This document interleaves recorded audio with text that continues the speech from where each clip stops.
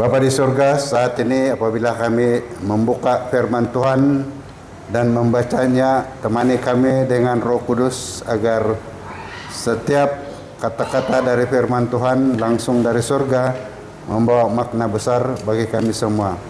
Biarlah hamba-Mu ini Engkau gunakan untuk menyampaikan firman-Mu, dan kemuliaan itu harus diberikan kepadamu di dalam semua hal yang kami lakukan ketika kami memuji dan memuliakan nama-Mu. Dalam nama Yesus kami berdoa. Amin. Terima kasih. Sila duduk. Yang di depan pun boleh duduk. Saya ingin mengambil ayat di dalam Matius 6 ayat 16 hingga 18. Dan apabila kamu berpuasa, janganlah muram mukamu seperti orang munafik. Mereka mengubah air mukanya supaya orang melihat bahwa mereka sedang berpuasa. Aku berkata kepadamu, sesungguhnya mereka sudah mendapat upahnya. Tetapi apabila engkau berpuasa, minyakilah kepalamu dan cucilah mukamu, supaya jangan dilihat oleh orang bahwa engkau sedang berpuasa, melainkan hanya oleh Bapamu yang ada di tempat tersembunyi. Maka Bapamu yang melihat yang tersembunyi akan membalasnya kepadamu. Pagi ini saudara dan saudari di gereja dan juga yang menonton, saya ingin membawa satu cabaran bagi kita sesuai dengan tema pada pagi Sabat ini, berdoa dan berpuasa. Oke, so ayat yang kita baca pada pagi ini mengatakan bahwa apabila kita berpuasa, kita harus mandi, pakai minyak rambut, kalau boleh pakai tanco, Brother Winston. Kita suka pakai tanco itu dulu waktu rambut masih lebat tuh, pakai minyak yang hebat-hebat, baru sisir rambut. Dan cuci muka, kalau boleh pakai makeup, supaya apa yang orang nampak tuh dia tidak nampak bahwa kita ini berpuasa kan. Ada orang yang muram muka, kenapa dia ini berpuasa apa ini? Oh, kita bilang kan. Jadi berpuasa, hari ini saya ingin mencabar kita dengan berdoa dan berpuasa. Dan khotbah saya ini tidak ditulis untuk panjang lebar, karena topik ini kalau terlalu panjang tidak ada orang yang mau dengar kan. Jadi biarlah yang paling sedikit dan paling kamu boleh bawa pulang untuk hari ini. So hari ini topik berdoa dan berpuasa. Saya mulakan dengan pertanyaan dalam bahasa Inggris, karena khotbah ini saya tulis dalam bahasa Inggris pada mulanya. What is fasting? Apa itu berpuasa? Kan orang selalu cakap, mari kita puasa, mari kita puasa. So apa sebenarnya itu berpuasa? Berpuasa bagi kebanyakan orang ialah tidak makan nasi, tidak makan kan dari pagi sampai petang kan. Bagi sesetengah orang tidak makan dari subuh sampai matahari terbenam. Penjelasan yang ringkas tentang what is fasting ialah to refrain from the visible in order to see the invisible. Mengurangkan atau tidak menggunakan yang kelihatan agar dapat melihat yang tidak kelihatan. Oke. Puasa adalah satu disiplin rohani yang kuat. Melalui puasa dan doa, Roh Kudus boleh mengubah hidup kita. Dan amalan berpuasa mempunyai akarnya yang kuat di dalam Alkitab. So ini bukan dibuat-buat, ini adalah Alkitabiah, biblical. Yesus sendiri meluangkan banyak masa berpuasa dan berdoa semasa hidupnya di bumi ini. Dan dia mengharapkan supaya para pengikutnya, umat Kristen hari ini, akan juga mengikuti amalan berpuasa.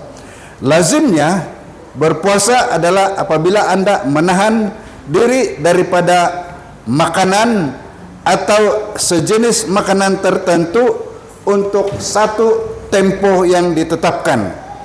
Walau bagaimanapun terdapat berbagai cara untuk berpuasa. Semuanya berpotensi untuk membantu kita berkembang secara rohaniah. Adalah penting untuk memastikan bahwa kita mendengar Roh Kudus ketika kita berpuasa. Dan adalah juga penting untuk memperhatikan tubuh fisikal kita sendiri apabila kita berpuasa atau dalam cara kita berpuasa. Daripada berpantang tidak makan sama sekali, Anda boleh berpuasa daripada suatu jenis makanan tertentu atau malah sesuatu selain daripada makanan. Ada dicadangkan di sini, ibu bapak mungkin boleh mengamalkan puasa media sosial. Soal media sosial ini diambil secara berlebih-lebihan.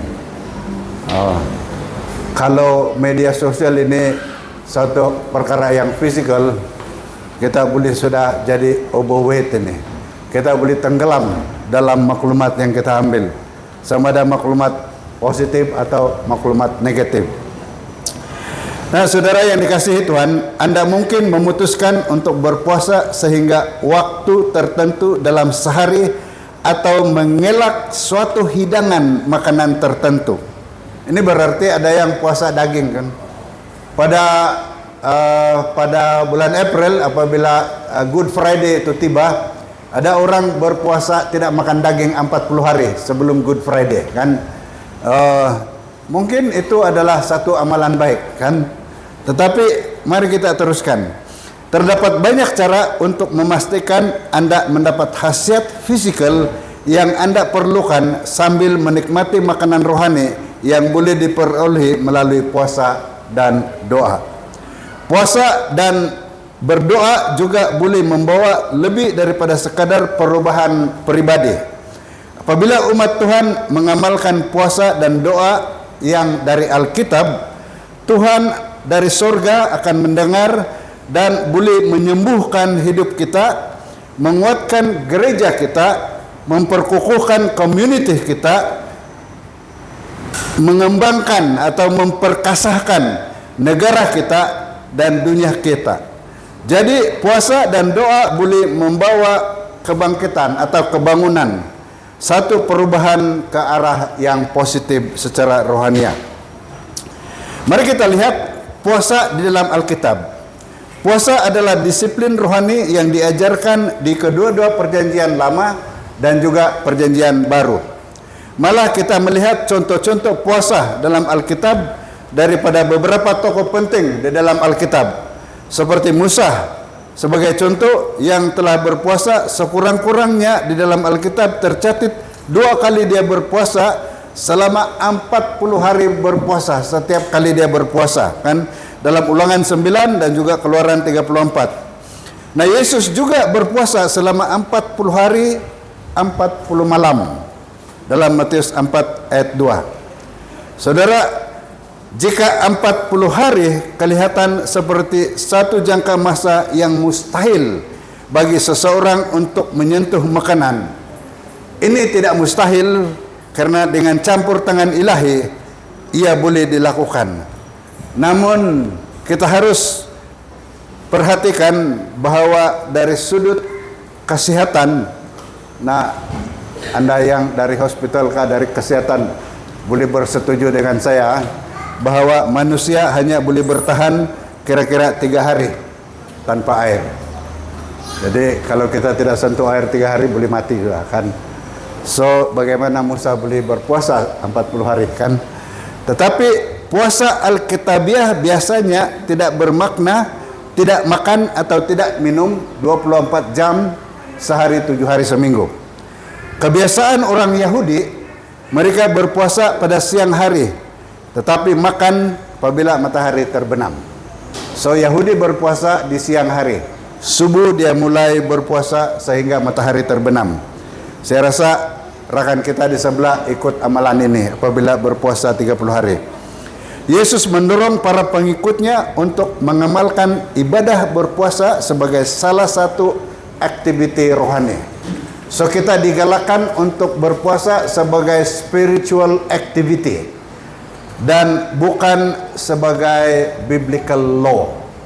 Dia bukan undang-undang Alkitab di mana kalau kita tidak berpuasa kita berdosa, tidak kan?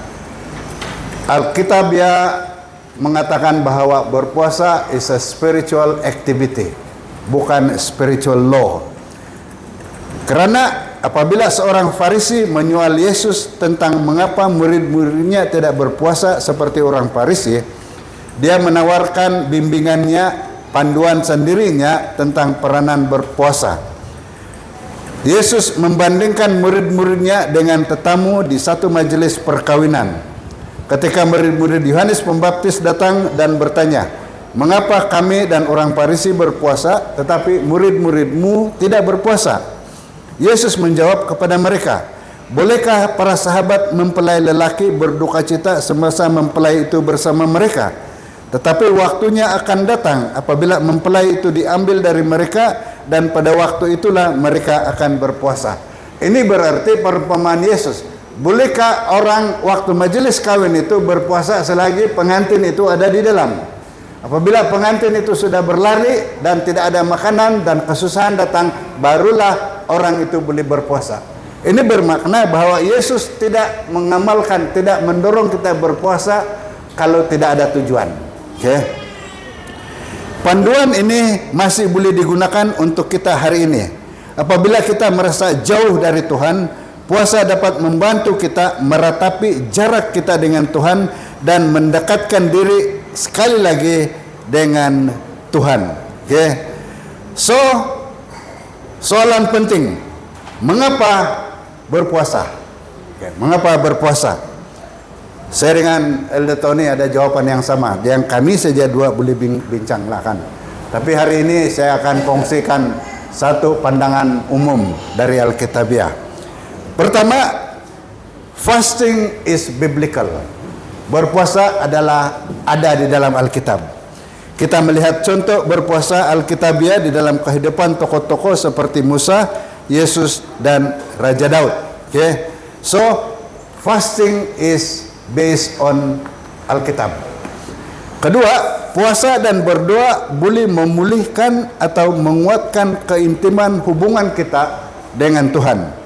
Ramai orang Kristen yang lama mendapati bahwa puasa membantu mereka menemui semula first love, cinta pertama mereka kepada Tuhan sekali lagi. Ketiga, puasa adalah cara untuk merendahkan diri di hadapan Tuhan. Mazmur 35 ayat 13, Ezra 8 ayat 21. Raja Daud berkata, "Aku merendahkan jiwaku dengan berpuasa." So, di dalam Mazmur 69 ayat 10, Raja Daud mengatakan dia merendahkan dirinya ketika dia berpuasa. Anda mungkin mendapati diri Anda bergantung sepenuhnya kepada Tuhan untuk mendapatkan kekuatan apabila Anda berpuasa. Seterusnya, puasa dan doa dapat membantu kita mendengar suara Tuhan dengan lebih jelas. Okay. Untuk mendengar Tuhan semasa Anda berpuasa, perhatikan untuk menggabungkan masa berpuasa dengan amalan mendengar doa. Bersama-sama berpuasa dan doa boleh mengubah kehidupan doa Anda menjadi satu pengalaman bersama Tuhan yang lebih kaya dan lebih personal, lebih pribadi, kan? Dan seterusnya, puasa membolehkan Roh Kudus mendedahkan keadaan rohani Anda yang sebenar. Apabila Anda melihat kehancuran Anda sendiri dengan lebih jelas, Anda boleh bergerak ke arah pertaubatan. Apabila Anda mengalami kebangkitan di dalam hidup Anda sendiri melalui puasa, rahmat dan kasih Tuhan, ia dapat bersinar melalui diri Anda kepada kehidupan orang yang di luar sana. Jadi kita dapat perhatikan tentang kepentingan puasa itu di dalam kehidupan Kristen kita. Jadi bagaimana pula cara kita berpuasa? Soalan sangat penting untuk kita perhatikan. Saya harap selepas ini kita boleh mengamalkan puasa berdasarkan panduan yang kita akan dengar pada pagi ini. Jenis-jenis puasa. Okay. Puasa yang tetap. Puasa tetap ialah apabila Anda menahan semua jenis makanan dan minuman, mungkin kecuali air, selama satu jangka masa yang ditetapkan. 1 hari atau 24 jam. Mulai matahari terbenam hingga matahari terbenam, kita berpuasa, tidak makan dan tidak minum bagi orang yang sehat tubuh badan, kan?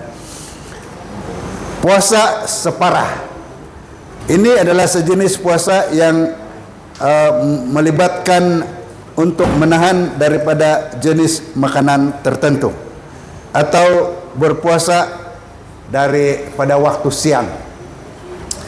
Nah, saudara dan saudari yang dikasihi Tuhan, berpuasa tidak semestinya berpuasa pada hari Sabat saja. Kita boleh berpuasa pada bila-bila masa. Okay. And then ada lagi satu puasa, yaitu puasa mutlak. Ini saya punya terjemahan ini, harap kamu pahamlah. Puasa mutlak ialah apabila Anda menahan daripada sebarang jenis makanan dan minuman dan hanya perlu melakukan ini untuk tempoh masa yang singkat, melangkah lebih daripada 3 hari tanpa makan atau minum boleh membawa bahaya, kan? Ada lagi satu jenis puasa, puasa supernatural, puasa luar biasa. Terdapat beberapa contoh apabila Tuhan membolehkan seseorang berpuasa dengan cara yang tidak dapat mereka lakukan sendiri. Musa menahan diri dari makan dan minuman selama 40 hari. Ini adalah supernatural fasting. Adalah contoh puasa seperti ini di dalam Alkitab. Ada pandangan di sini ialah bahwa bagi sesetengah orang adalah sesuai untuk mendapat khidmat nasihat dari seorang dokter sebelum berpuasa, kan? Mungkin ada yang tidak boleh makan, kan? Ada yang sesetengah orang boleh menahan lapar. Tadi Elder Roy berkongsi tentang 2000 kaloris, so 3 piring nasi lemak 2000 kaloris, Elder Roy, boleh cukup untuk 1 hari. Siapa pakar diet di sini? Berarti kalau kita makan 3 piring nasi lemak pada petang kemarin, cukup untuk sampai petang ini, kan? Pasal kita hanya perlu 2000 kalori untuk 1 hari. Tapi tidak semestinya bagi sesetengah orang yang ada masalah dengan sugar level, kan? Pasal bila turun sugar level, kita tidak semestinya lapar, tapi kita merasa lapar. Jadi dalam keadaan tertentu seperti ini, kita perlu khidmat nasihat dokter untuk cara berpuasa yang tidak memudaratkan kesehatan tubuh badan kita. Okey, perlu juga persediaan rohani untuk puasa dan berdoa. Sebagai persediaan untuk masa istimewa bersama Tuhan ini, ada panduan tentang persediaan berpuasa yang disediakan oleh gereja dan elok kita mempelajarinya sebelum kita mula berpuasa. Jangan kita terus-terus berpuasa saja. Oh, gereja berpuasa, satu dunia berpuasa. Nanti ada orang, aku puasa, nah kurta aku puasa, kan? So, ada panduan yang untuk berpuasa. Kalau ada orang yang tidak berpuasa, jangan pula kita persoalkan dia tentang tidak berpuasa. Mintalah Tuhan untuk membantu Anda melihat kehancuran diri Anda kepada diri Anda dengan jelas supaya Anda boleh mengaku dosa Anda dan bertaubat. Di dalam kitab suci Tuhan sering menyeru orang untuk bertaubat dari dosa mereka sebelum mendengar doa mereka. Jadi apabila kita berpuasa, berdoa, kita harus taubatkan diri kita, kita harus perbaiki hubungan kita dengan Tuhan. Karena di dalam Raja Daud beri kita satu panduan yang baik di dalam Mazmur 66 ayat 16 hingga 20. Marilah dengarlah hai kamu sekalian yang takut akan Allah.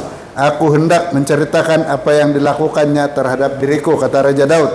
Kepadanya aku telah berseru dengan mulutku, kini dengan lidahku, dan aku menyanyikan pujian. Dan Daud berkata, ayat 18, seandainya ada niat jahat dalam hatiku, tentulah Tuhan tidak mau mendengar. Sesungguhnya Allah telah mendengar, Ia telah memperhatikan doa yang kuucapkan. Terpujilah Allah yang tidak menolak doaku dan tidak menjauhkan kasih setianya daripadaku. So Raja Daud berkata, seandainya ada niat jahat, ada sesuatu di dalam hati kita yang tidak selari dengan kehendak Allah, tentu Tuhan tidak akan mendengar doa kita.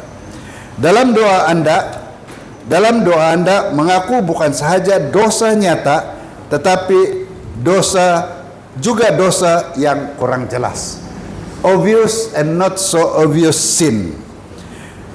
Nah, di sini kita diperkenalkan dengan 2 jenis dosa yang perlu kita perhatikan ketika sebelum kita berpuasa.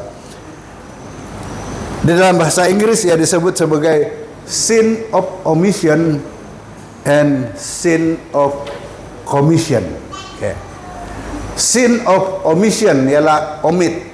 Dosa apabila ada perkara baik yang kita perlu lakukan tapi tidak kita lakukan, juga dosa. Sin of omission. So perkara baik yang kita gagal lakukan.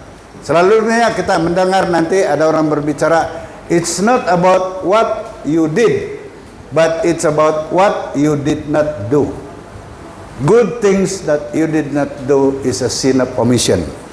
Yang kedua ialah sin of commission. Dosa yang terang-terang sudah dosa tetapi kita lakukan, sengaja dilakukan. Ini adalah yang menghalang hubungan kita dengan Tuhan. Saudara dan saudari, selain daripada itu, ada hal-hal seperti mementingkan diri sendiri, sikap acuh tak acuh, oke kah, tidak oke kah, keengganan untuk berkongsi iman dengan orang lain, meletakkan masa yang dihabiskan untuk berdoa dan mempelajari firman Tuhan, rendah dalam senarai itu adalah rendah dalam senarai keutamaan kita. Jadi berarti mempelajari firman Tuhan harus diutamakan di dalam senarai aktiviti harian kita. Akuilah kekurangan Anda dan minta Tuhan bekerja di dalam hati Anda pada waktu Anda berdoa dan berpuasa. Lagi perkara penting, motif Anda dalam berpuasa secara mutlak haruslah memuliakan nama Tuhan, bukan untuk mempunyai pengalaman emosi atau mencapai kebahagiaan pribadi. Tuhan akan menghormati semangat mencari Anda. Semasa Anda meluangkan masa untuk berpuasa dan berdoa, Tuhan akan membentuk hati Anda dan mendekatkan Anda kepada Kristus.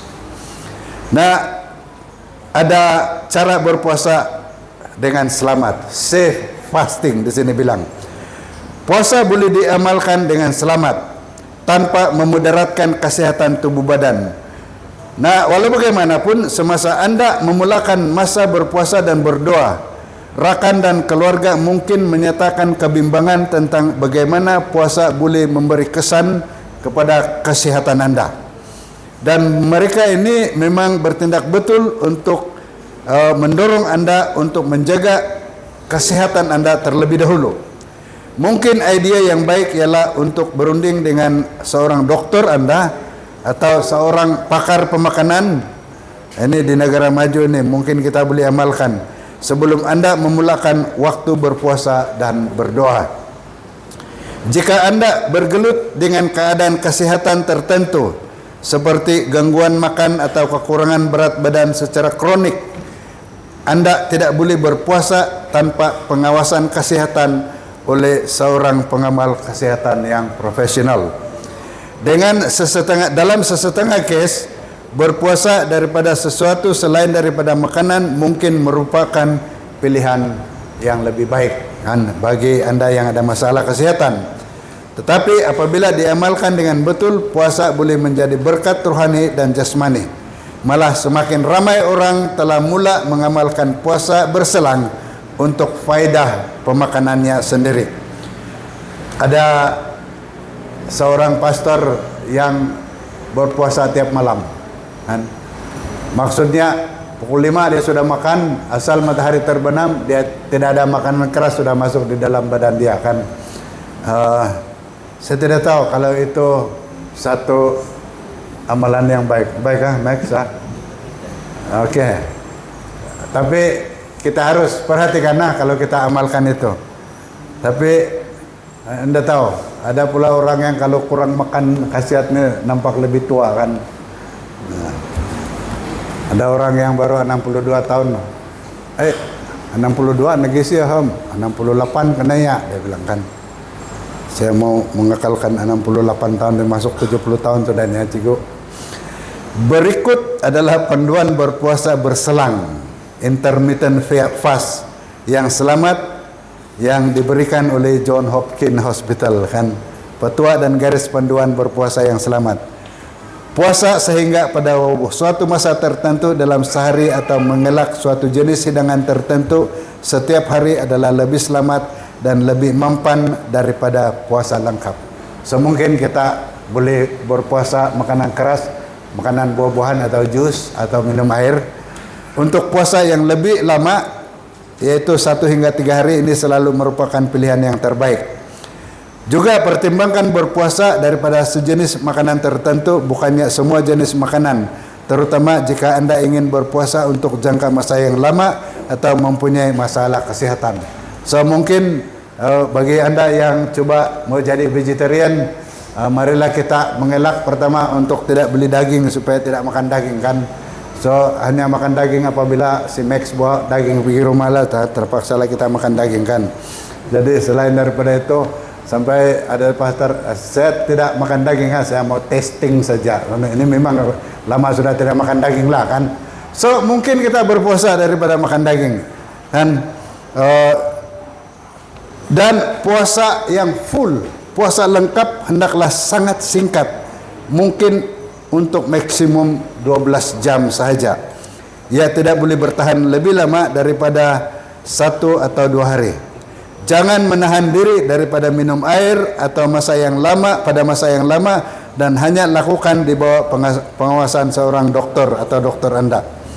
Kenapa? Kesan dehidrasi adalah serius dan badan Anda mungkin akan mula mengalami kesan yang tidak baik pada tubuh lebih cepat daripada kesan kelaparan. Dehidrasi boleh mengakibatkan kerusakan kepada buah pinggang dan organ-organ di dalam tubuh badan kita. Jadi apabila ada orang yang sudah meningkat dewasa, selalunya ada masalah buah pinggang lah, masalah yang lain organ itu, karena selalunya berlaku dehidrasi di dalam badan dia, di dalam amalan dia. Okay, so jika berpuasa daripada makanan atau minuman bukanlah pilihan yang baik untuk Anda. Perhatikan, Anda masih boleh mengamalkan puasa dalam cara yang lain. Pilih sesuatu yang lain di dalam hidup Anda untuk dipuasakan. Kan? Ada sesuatu yang mungkin kita mau elakkan.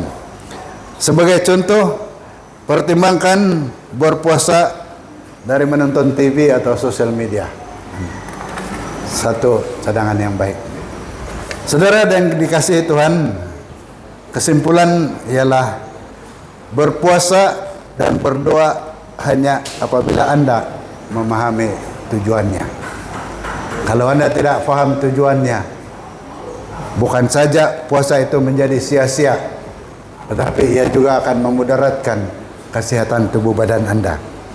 Kedua, berpuasa dan berdoa itu boleh mengembangkan pekerjaan Tuhan.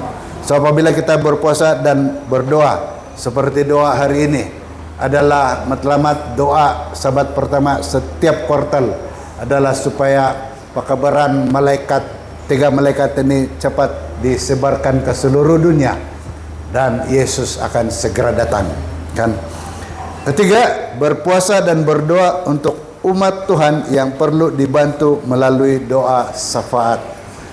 Dan yang keempat, berpuasa dan berdoa dengan hati yang tunduk kepada Tuhan, rendah hati. Ayat yang terakhir ingin saya baca ialah 1 Korintus 10 ayat 31. Jika engkau makan atau jika engkau minum atau jika engkau melakukan sesuatu yang lain, lakukanlah semuanya itu untuk kemuliaan Tuhan. Akhir sekali, jadilah Tuhan kehendak-Mu. Itulah yang terjadi pada diri kita. Maha besar kuasa-Mu ya Allah Tuhan kami, karena Engkau-lah yang mempunyai segala-galanya. Tengah hari pagi ini kami sudah difahamkan tentang salah satu aktiviti rohani yang diamalkan di dalam gereja kami. Biarlah acara puasa dan doa itu dapat kami fahami dengan sepenuhnya, agar pada masa-masa akan datang apabila kami turut dalam acara puasa dan berdoa, maka kami akan lebih bersedia Dan dengan demikian Engkau akan lebih mendengar serta mengabulkan segala permintaan kami melalui acara puasa dan doa kami. Terima kasih karena melalui semuanya ini, di dalam situasi apapun, Engkau sentiasa mendengar keluhan dan doa kami. Dalam nama Yesus Kristus saya berdoa. Amin.